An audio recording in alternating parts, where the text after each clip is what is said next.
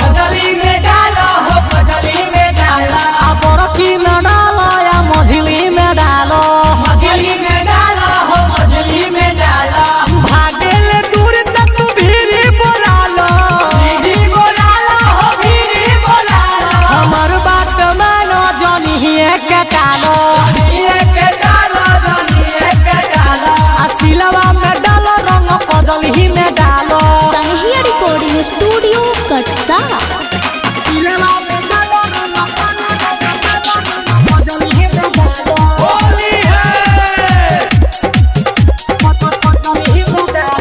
होली में ही तो पिया का दराई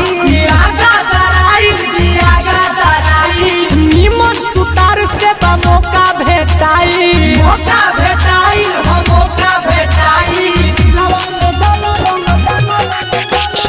होली में ही तो पिया का दराई निमन सुतार से मौका भेटाई बाटे खिसियाई तो एके मनाला सिलवा में डालो रंग कजली में डालो सनहिया रिकॉर्डिंग स्टूडियो कटसा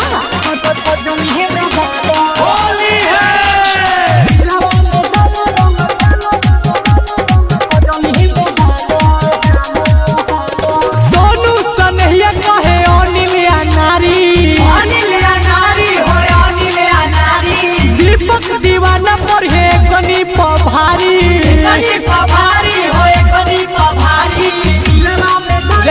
पहुँच के रहना